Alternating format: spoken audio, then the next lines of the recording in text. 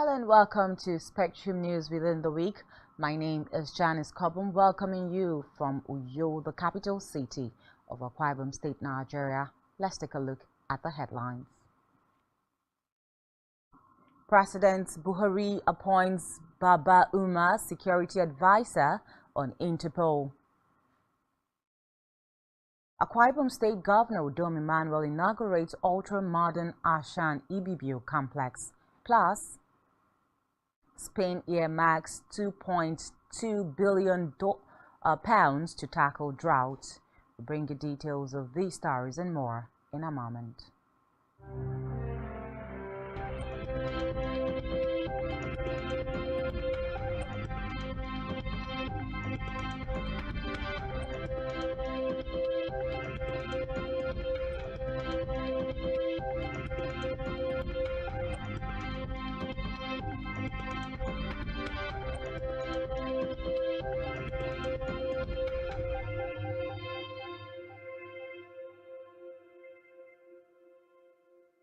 Many thanks for joining us on the news at 12. First in the news within the week, as from Nigeria's leader, President Muhammadu Buhari, who has appointed retiring Assistant Inspector General of Police, AIG Garba Baba Umar, as the Senior Security Advisor on International Police Cooperation and Counter-Terrorism in the Office of the Minister of Police Affairs. According to a statement by his Senior Special Assistant on Media and Publicity, Garba Shehu, Buhari made the appointment to enable Nigeria keep its place as an executive member of the International Police Organization Interpol, which is currently being held by Umar. Though Umar is billed to go on retirement from the police force NPF soon, his office as an executive member of the Interpol subsists till November 2024. Meanwhile, President Muhammadu Buhari on Thursday commissioned 6 projects executed by the Tertiary Education Trust Fund TED Fund in Benue State University, Makurdi, at the cost of 2.6 billion naira. Commissioning the project, President Buhari commended the Executive Secretary of TED Fund, Sonny Echona, and his team for their efforts in effectively discharging the mandate of the Fund for Continuous Development of Public Tertiary Education in the country. Represented by the Minister of Social, Special Duties and Intergovernmental Affairs, Senator George Akume, the President assured that the federal government would continue to provide necessary support towards making the educational institutions globally competitive for economic and technological development of the country. In the meantime, President Muhammadu Buhari has stated attending to him. This is according to a statement by the President's Special Advisor on Media and Publicity, Femi Adesina. According to Adesina, the specialist requires to see the President in another 5 days for a procedure already commenced.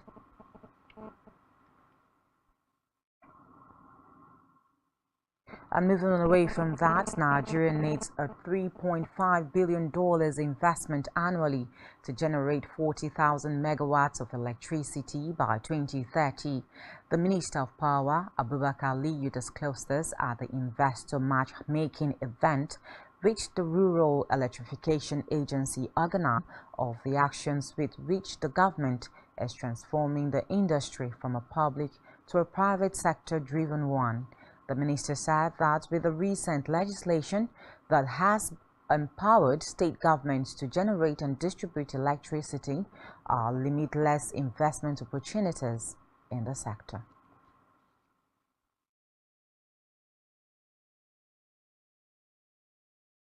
Meanwhile, the federal government within the week reiterated its commitment to include every stakeholder in its path to achieve the 2020-2030 Sustainable Development Goals (SDGs) agenda.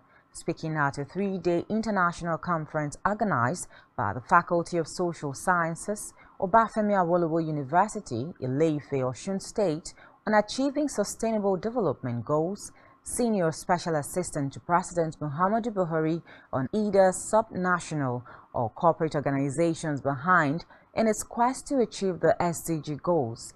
She stressed the need for collaborations between all the stakeholders, both state and non-state actors.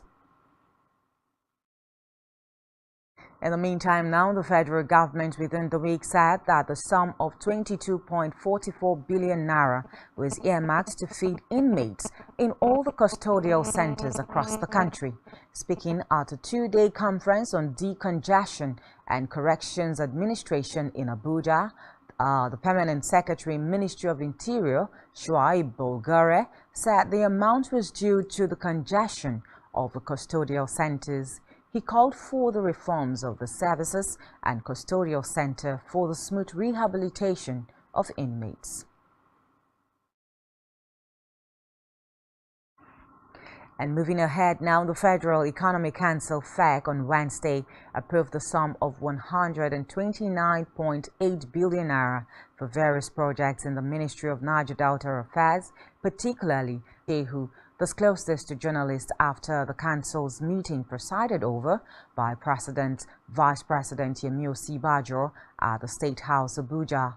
He said the money would cater for the second phase of the Ogoni Water Project and the central remediation of newly identified hydrocarbon impacted sites. Recall that in August 2011, the United Nations Administration made recommendations to the then government, the oil and gas industry, and communities to begin a comprehensive cleanup of Ogoni land, restore polluted locations, and end all forms of ongoing oil contamination in the region.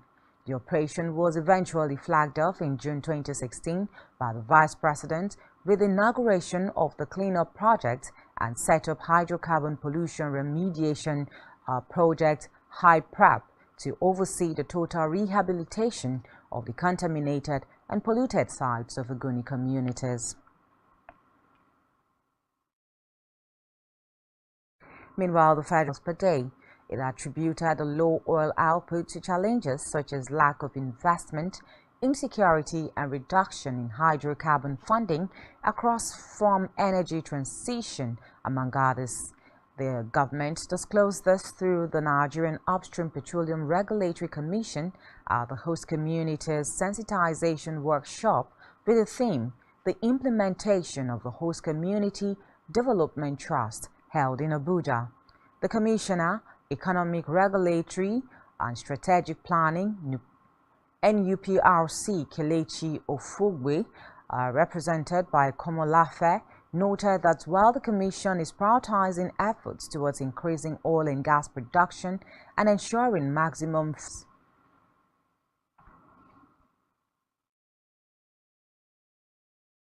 In the meantime, now the Minister of Finance, Budget and National Planning, Zainab Ahmed, on Thursday said that the country is advancing its tax reforms and working on how to bring the digital businesses into the tax net.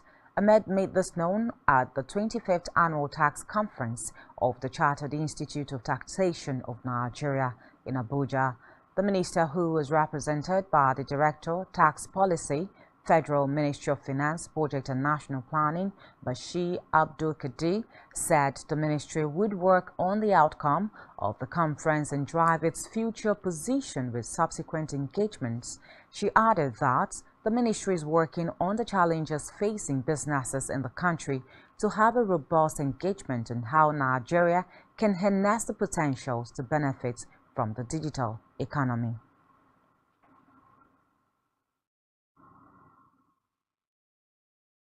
And elsewhere now, the Minister of State for Budget and National Planning, Clem Agba, in Benin City said the World Bank has granted a one-year extension for the Nigeria Cares program. Agba said the program was initiated to support micro, small and medium-scale enterprises to cushion the effect of the COVID-19 pandemic. The minister stated this at the ministerial town hall meeting for beneficiaries of the scheme from Edo, Delta, Bayelsa and Rivers State.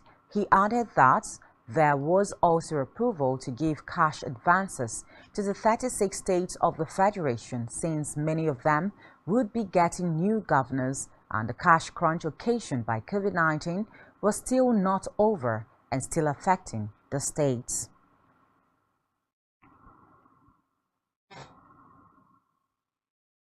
On legislation now, the Senate on Wednesday indicted the Nigerian Maritime Administration and Safety Agency (NIMASA) of financial misappropriation and ordered the agency to recover the sum of $10 million it paid as legal and technical charges without recourse to the Consolidated Revenue Fund. The indictment was a sequel to the reports of the 2017 and 2018 of the Auditor General of the Federation considered by the Senate Public Accounts Committee, which was upheld at the plenary session. The $5 million was said to be 5% of the $9.3 billion Nigeria hydrocarbon loss between 2013 and 2020's efforts to track the nation's hydrocarbon global movement. Addressing journalists, the Vice Chairman of the Senate Public Accounts Committee, Hassan Hadejia, said the committee had been able to submit 2015 to 2018 reports to the Senate. Of Bola Ahmed Tinubu was on Thursday shifted to May 18, 2023. Just like that of Peter Obi and the Labour Party, Atiku's petition was adjourned at the instance of lawyers in the matter to enable them to put their house in order on various issues relating to the petition. His lead counsel, Chris Uche's son, informed the court that all the lawyers jointly agreed to next Thursday's return date to allow the team sort out documents to be tendered during the hearing of the petition.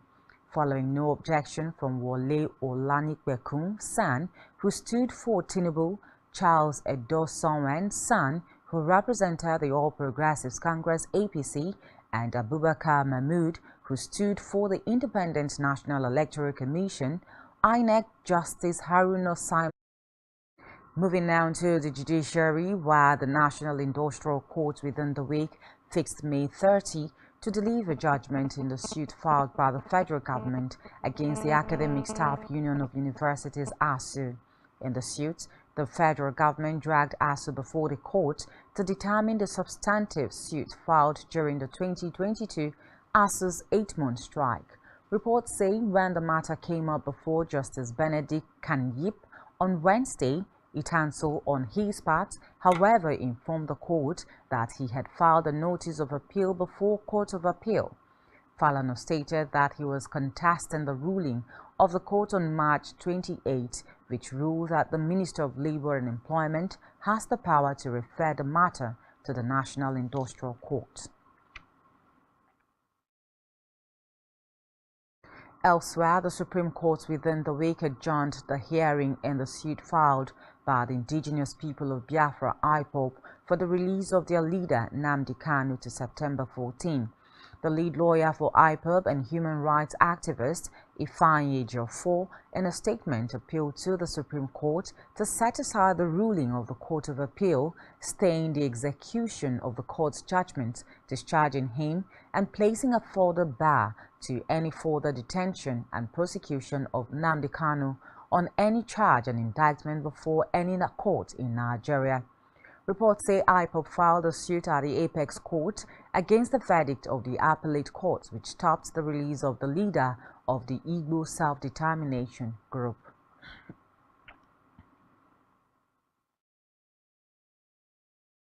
In a related development now, the Ohanese Ndigbo has called on President Muhammadu Buhari to release the detained leader of the proscribed indigenous people of Biafra (IPOB), Nnamdi Kanu. This appeal came on Thursday from the new president of the Apex Igbo Socio-Political Group, Emmanuel Iwuanyanwu. He spoke at the flag-off of the pre-dredging and hydrographic survey of the proposed sea access route of the Urashi-Oguta waterways through Degema to the Atlantic Ocean.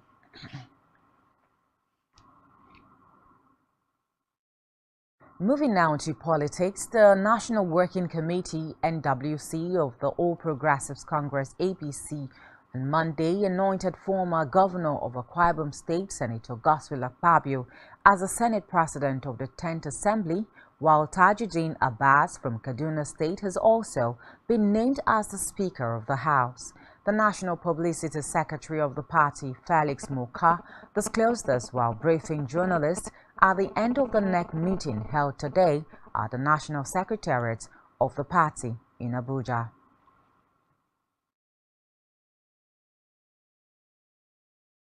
And back here, the #1 citizen of Akwa Ibom State, Governor Udom Emmanuel, on Monday commissioned an ultra-modern Asan Ibibio complex. Inaugurating the project, the governor thanked the people for the support throughout his tenure in government and reiterated that the project is in fulfillment of his pledge. Our correspondent has more details. State Governor Udom Emmanuel has inaugurated an ultra-modern Asani Ibibio complex for use by the Ibibio people as their ancestral home. Inaugurating the Asani Ibibio located at Ikoto Corner in Uyo local government area, Governor Udom Emmanuel called for maintenance of the complex, which he hoped will serve as a rallying point for all Akwa Ibom people, irrespective of their ethnic backgrounds. According to him, the project was in fulfillment of his promises to the people and to bequeath the traditional institution. The stakeholders worldwide, we commissioned Asan Ibibio complex today for the use and for the economic value it stands for of the entire state. The economic value of such infrastructure like this, in the name of God the Father, and of the Son, and of the Holy Spirit. So I want to thank and also believe that this place will be well maintained. And I want to believe Asani Ibibio, even coming from this complex, will stand the test of time with the quality of maintenance. But today, to fulfill that words of Jesus Christ in Matthew 8:20, Ibibio, nation, a commission today, the Asan Ibibio. All of us put together have what we call Akwa Ibom State today. So when we are talking about Ibibio, it's a symbol of unity of the entire Akwa Ibom people, and even some across the river. Council, Ntenyin Solomon Ituk, had commended Governor Emmanuel for the honor done to the traditional institution and prayed God to bless and honor Governor Emmanuel. Your Excellency, the Governor of Akwa Ibom State, Governor Emmanuel, and we do that one point nemesre one of free Ibibio. I work again in carry one day. I even bomb me them a fresh Ibibio. Ebo ya koron udom. Nda mi get fresh Ibibio. Amimbo koron udom.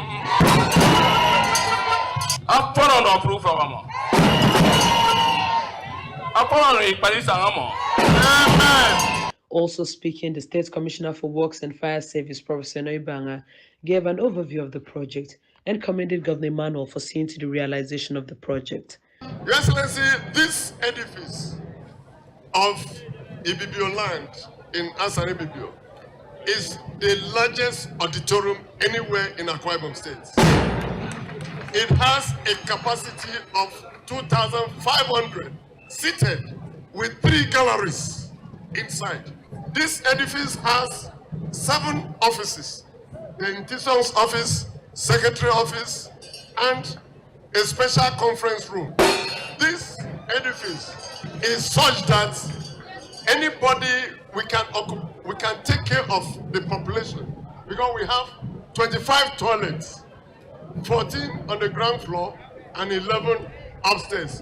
Your Excellency, you are a man of your promise.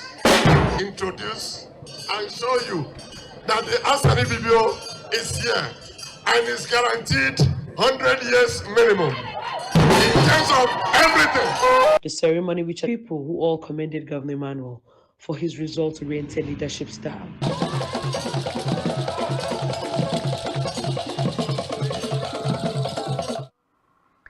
Meanwhile, the Nigerian Broadcasting Commission (NBC) today presentation with the forecast that the digital terrestrial television project, which is an impressive technical feat, will accomplish its national security imperative and will, on the long run, offer a major platform to the event held at Ibom Icon Hotel Uyo, Akwa Ibom State, invited all hands to be on deck in initiating policies that will advance the project.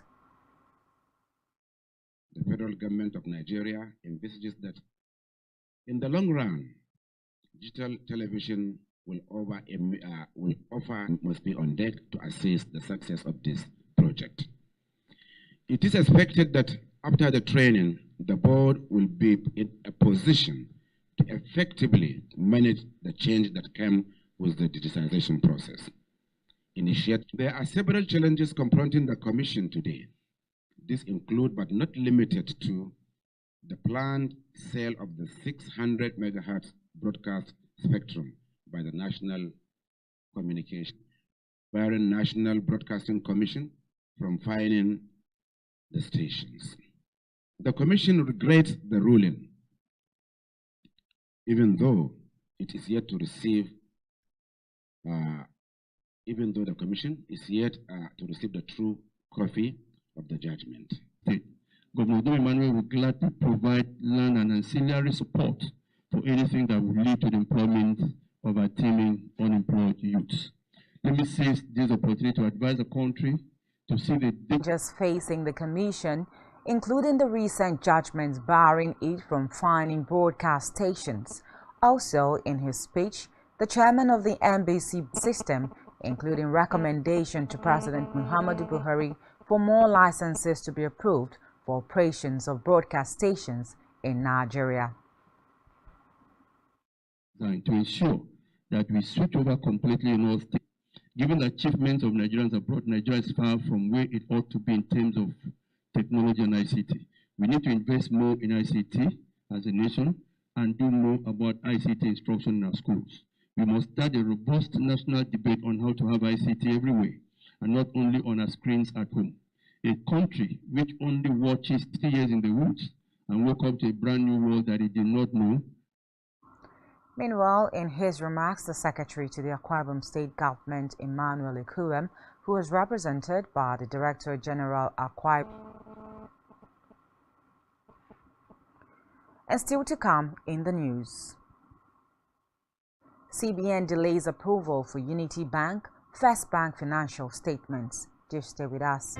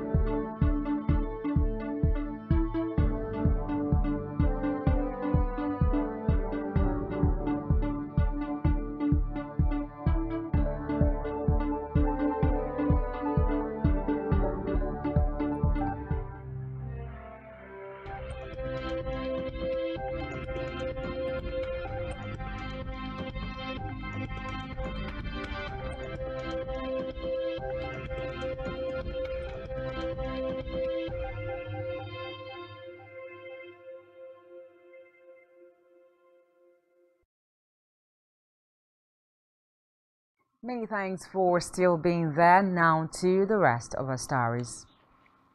Moving now to Africa, where the U.S. envoy to South Africa has accused the country of having converted that the U.S. was confident weapons and ammunition had been loaded onto a Russian freighter that docked at a Cape Town naval base in December. Meanwhile, the U.S. Embassy did not immediately respond to a request for comment about the remarks, which were on stage. The country, an African powerhouse that also wields moral clout for its victory over apartheid, says it wants to stay neutral and champions dialogue as the means to end the conflict. text on banknotes and made complaints by the language speakers that it is wrong. The bank said the Pan-African Language Board was the statutory authority on language matters and had proved the spelling on the 100 Rand banknotes. According to reports, the text on the new note, the language have been disagreeing with the change, saying it is incorrect and there had been no consultation with them. But the Reserve Bank's governor is quoted by local media as saying that the new banknotes did not have any error. For being in possession of a man's head and genitals, according to the spokesperson for Sofala's Police Command, Derisio Chachat, children discovered the body parts in a plastic bag in Hamantanda district and alerted the authorities to sell them. Meanwhile, the suspects admitting to killing and decapitating the bodies of 3 other policemen. Investigations were continuing to arrest alleged masterminds and buyers. Body parts are used by people.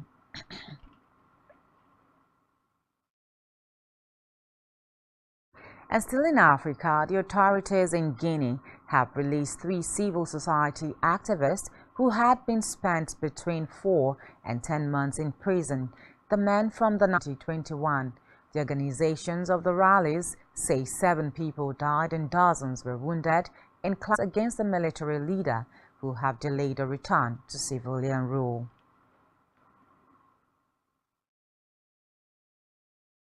Meanwhile, United Nations Human Rights Chief Volker Turk has said both in Geneva. Turk urged countries with influence in Africa to help end the violence. Fighting has been continuing in the capital Khartoum and in the city of Omdurman. Fighting between Army Chief Abdel Fattah al-Burhan and his former deputy Mohamed Hamdan Daglo, who commands the paramilitary Rapid Support Forces (RSF). In a relation of 18 countries voted in favor of the Western-led initiative at a special session in Geneva, while 15 voted against and 14 abstained. Sudan itself had ceasefire to help efforts to get urgently needed humanitarian assistance into Sudan. Meanwhile, hundreds of civilians have been reportedly killed since fighting erupted last month between Sudan's rival military. After being arrested on 13 charges in the United States, Congressman George Santos faced more legal headaches in Brazil, where a court hearing was scheduled for Wednesday. Of his biography has been summoned for a hearing over accusations he used a stolen checkbook to buy some $700 in merchandise from a clothing store outside Rio de Janeiro in 34 will participate. Meanwhile, the congressman, who has admitted to lying about his name, religion, education and work resume, was arrested and charged Wednesday by U.S. federal prosecutors with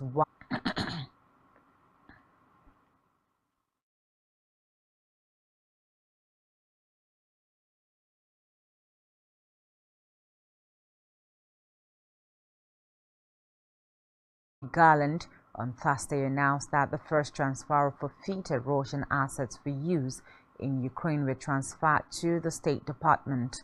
The Treasury Department said millions of assets were seized from a U.S. that he had authorized the first transfer of forfeited assets from sanctions against a Russian oligarch that would go towards aiding Ukraine. Offensive against Russian forces, according to an interview published by the Today, as the UK pledged to send Storm Shadow missiles to help Kyiv. Britain's decision will make it the first country to provide loan. Analyst says these steps will be key to reclaiming territory captured by Russia, although the timing of the counter-offensive remains a question. Center promoted a political outcry today after he faced dirt threats and an arson attack on his home.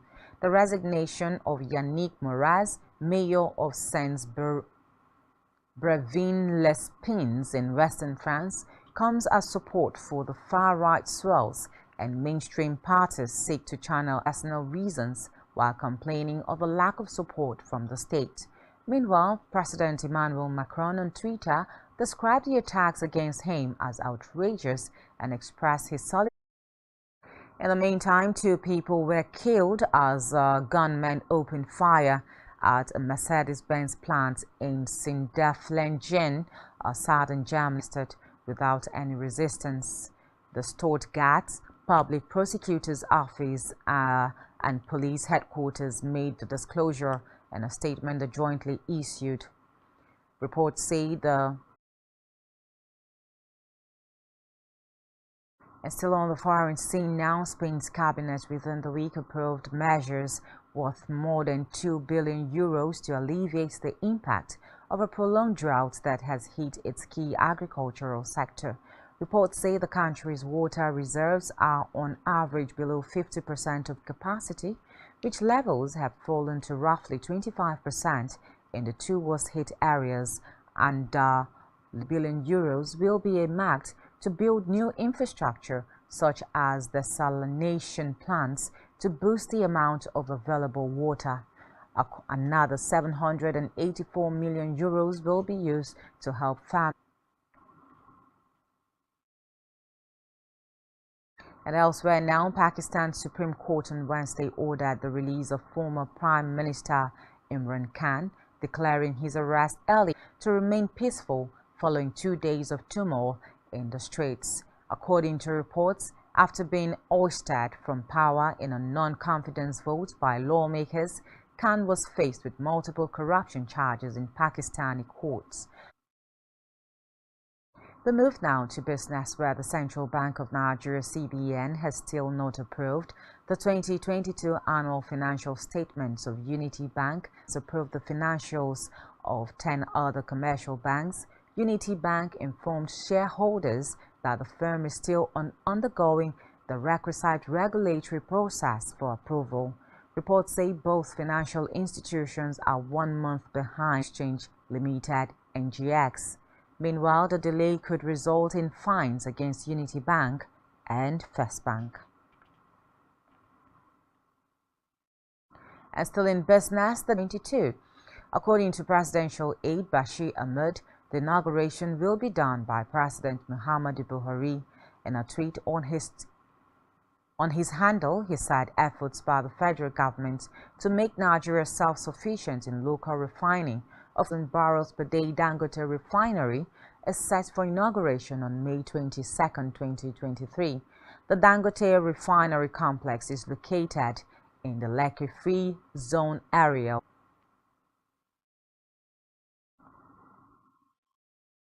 In the meantime, the stock market has been buzzing with patronage from high-end investors in the past weeks, and recently, Herbert Wigwe and Paul Otedings acquired 140,000 shares in the financial institution. According to reports, Wigwe bought the shares with 1.61 million naira on May 8th through his investment company Tengen Holdings Mauritius Limited.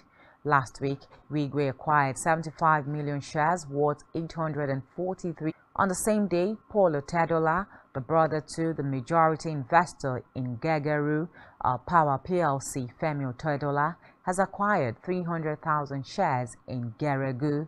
Otedola paid 86.67 million naira. Meanwhile, Nigeria's borrowing from the World Bank has reached $14.34 billion as of March 31, 2023. This was an increase, means that fresh disbursements on approved loans added $410 million to Nigeria's debt from the World Bank in the first quarter of 2023. According to data from the World Bank, the first World $9 billion from WIBRD and $26.17 billion from IDA.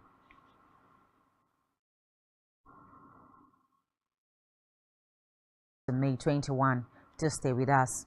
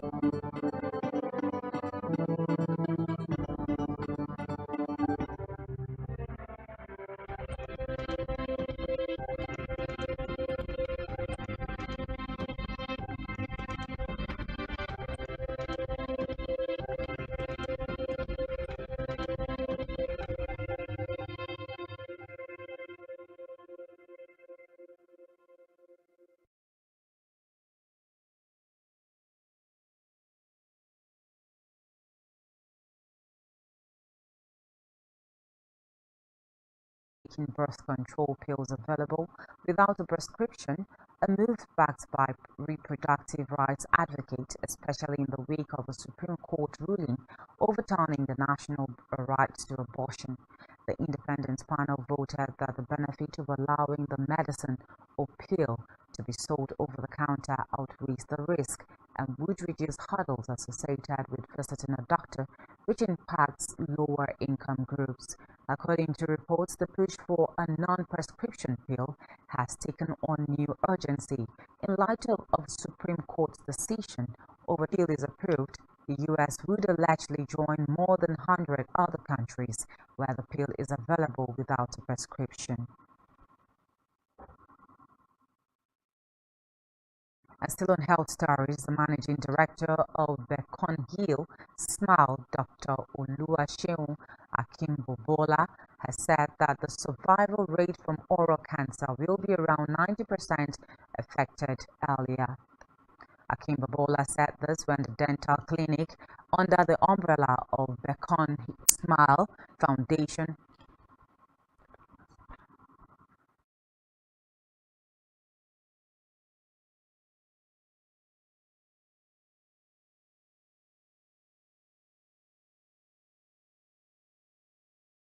the maiden edition of its oral cancer awareness work in partnership with Lakeshore Cancer Center to make the 2023 International Oral Cancer Awareness.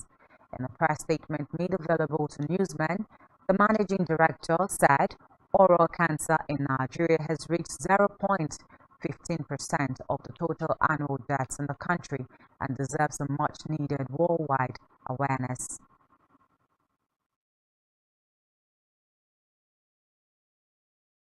We move to sports now. The Interim Management Committee, IMC, has rescheduled all Nigerian Premier Football League Group A Matchday 18 fixtures.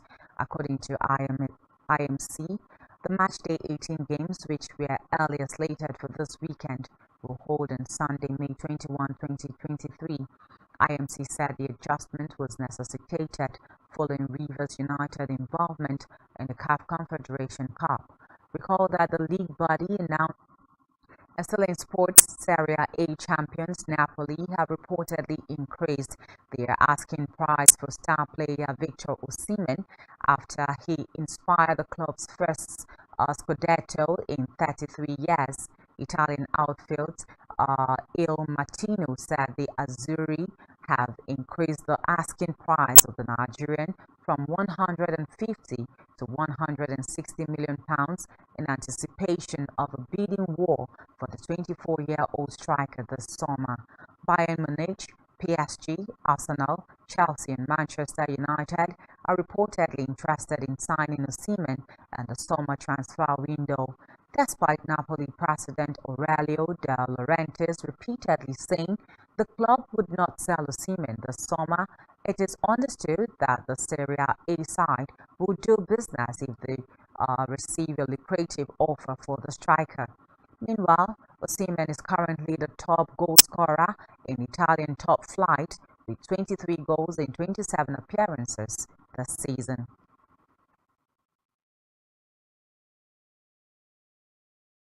Meanwhile, Dolores Aguero, the mother of football star Cristiano Ronaldo, has refuted claims that her son and longtime girlfriend Georgina Rodriguez is having their problems in their relationship. According to reports in Spanish and Portuguese media last month, the striker was fed up with the Spanish model and influencer, and they were said to be on the verge of parting ways. Georgina, 29, had responded by denying a breakup with her partner of 7 years. On our entertainment scene, famous Nigerian rapper and activist Larry Falana, popularly known as Falz, on Thursday called for prayers as he undergoes surgery. Falz made the request in a video posted on his Instagram page. Speaking on his health status, the singer disclosed that he sustained a knee injury. And lastly, on the news within the week, Nigerian superstar Rema has continued his domination of the Billboard Afrobeat song charts. In the latest installment of Billboard Afrobeat Song Chart, May 13, Rema's Calm Down continues its historic run at the top of the charts. The single has now spent a record 36 weeks at the top while entering its 59th week on the chart.